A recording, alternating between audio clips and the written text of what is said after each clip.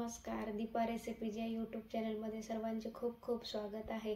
तर मग मी आजची रेसिपी घेऊन आलेली आहे. कच्च्या तांदूळापासून होणारा झटपट असा नाश्ता तयार मी केलेला आहे. अगदी झटपट होतो आणि वेळही खूप कमी लागतो. आणि आता चला तर व्हिडिओ हा शेवटपर्यंत नक्की बघा. व चला तर मग आता मी तुम्हाला रेसिपी सांगते. इथे मी कोलम तांदूळ घेतलेला आहे. तुम्ही कोणताही तांदूळ घेऊ शकता, फक्त इंद्रायणी तांदूळ घेऊ नका, कारण की इंद्रायणी तांदूळ हा खूप चिकट असतो. येथे कोलम तांदूळ मी हा 1.5 कप घेतलेला आहे आणि 1.5 कप घेतलेला आहे व त्यामध्ये अर्धा कप आपल्याला पोहे घालायचे आहेत. मी अर्धा कप पोहे घातलेले आहे आणि हा नाश्ता खूप छान होतो, एकदम हलका फुलका होतो आणि पचायलाही खूप जड नसतो जास्त, त्यामुळे हलका फुलका असतो आणि खायला खूप छान होतो, अगदी झटपट होतो. आणि आपल्याला हे तांदूळ आता 2 ते 3 पाण्याने स्वच्छ धुवून घ्यायचे आहे. आणि हा नाश्ता आपल्याला कोणतीही पूर्वतयारी न करता हा तयार होणारा असा हा तांदळाचा नाश्ता आहे. आणि आता मी हे तांदूळ आणि पोहे आता हे 2 तासाकरता भिजत ठेवणार आहे.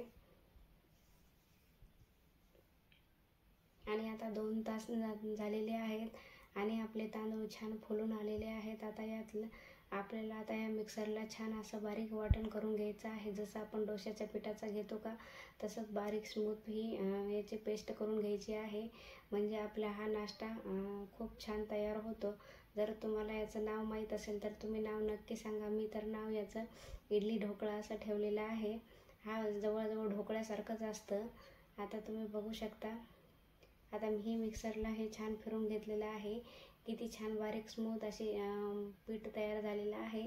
आता एका भांड्यामध्ये आपल्याला हे सर्व पीठ काढून घ्यायचं आहे व याचप्रमाणे जे राहिलेले तांदूळ आहेत ते आपल्याला त्याचंही पीठ काढून घ्यायचं आहे.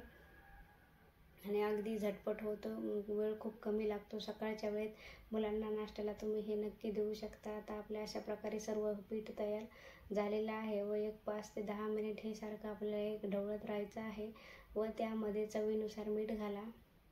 मीठ घालून परत एकदा हलक्या हाताने आपल्याला हे हलवायचं आहे. आणि आता आपल्याला यामध्ये काय काय लागणार आहे ते मी सांगते.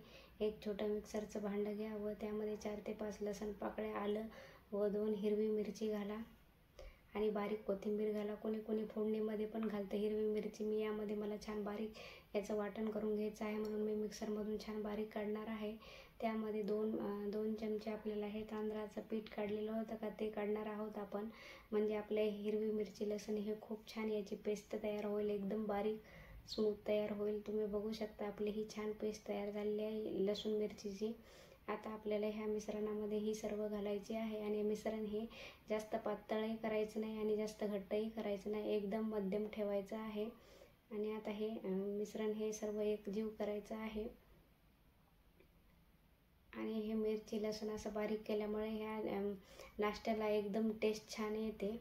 आता चला मग 5 मिनिट आपलं पीठ हे बाजूला ठेवूया आणि स्टीमरमध्ये आपल्याला 1 ग्लास पाणी घालून हे पाणी उकळून घ्यायचं आहे सुरुवातीला. आता मी हे गॅसवर ठेवणार आहे फुल गॅसवर 5 मिनिट, म्हणजे पाणी हे छान आपलं उकळी येईल. आणि तोपर्यंत आपण आता जो स्टीम पात्र आहे का त्याला आपण तेल लावून घेणार आहे. म्हणजे आपण जे पीठ घालतो ते पीठ हे खाली चिटकणार नाही. तुम्ही म्हणताल हा ढोकळाच आहे, पण हा ढोकळा नाही आहे, ढोकळ्यासारखाच एक प्रकार आहे.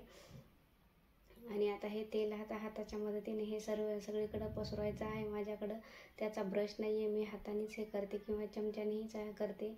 आता आपल्याला गॅसवर एक कढई गरम करायला ठेवली होती. मी तेल कडकडीत गरम करून घेतलं आहे.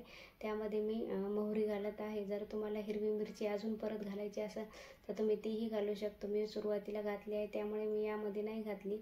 आणि कढीपत्ता माझ्याकडे नव्हता म्हणून मी घातला नाही. जर तुमच्याकडे असेल तर तुम्ही हा नक्की घाला, टेस्ट खूप छान वाढेल ते. आणि आता हे फोडणी घातल्यामुळे या नाश्त्याला खूप छान चव येते. आणि परत एकदा आपल्याला चमच्याने एकदा हलवायचं आहे व नंतर आपल्याला यामध्ये इनो घालायचा आहे. तुम्ही खायचा सोडाही घालू शकता जर सोडा असेल तुमच्याकडे तर. व त्यामध्ये थोडेसे पाणी घालून आता हे सर्व हलक्या हाताने आपल्याला एकजीव करायचं आहे, जास्त फेटायचं नाही. आणि कमीत कमी आपल्याला ह्या नाश्ता तयार करायला अर्धा तास लागतो आणि फक्त मेहनत आहे की 2 तास तांदूळ भिजू घालायचे आहेत आधी, बाकी काही नाही करायचं आपल्याला ते. आता आपलं हे पाणीही छान उकळलेलं आहे. आपण तेल लावलेलं स्टीमर पात्र आपण यामध्ये ठेवतो आणि आता आपल्याला हे पीठ यामध्ये घालायचे आहे. जास्त घालायचे नाही, त्यामध्ये थोडेच घालायचे आहेत. आणि आता हे 10 मिनिट आपल्याला याचे वाफवून घ्यायचे आहेत. अगदी झटपट होतं, 10 ते 15 मिनिटात हे वाफून निघतं.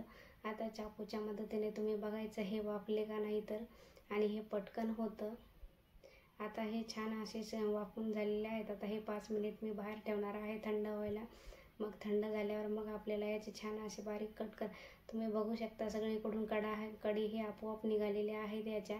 आणि आता मी छान हे असं त्रिकोणी आकारामध्ये छान कट करून घेणार आहे. याला छान शेप देणार आहे. तुम्हाला जसा द्यायचा तसा तुम्ही शेप देऊ शकता.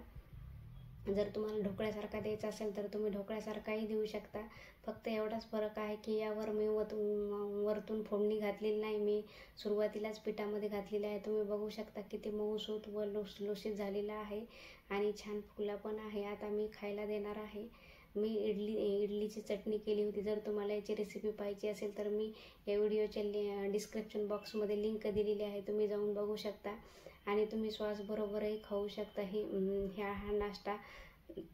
जर तुम्हाला माझा हा व्हिडिओ आवडला तर माझ्या चॅनलला लवकरात लवकर सबस्क्राईब करा. शेअर, लाईक आणि सबस्क्राईब करायला विसरू नका. धन्यवाद.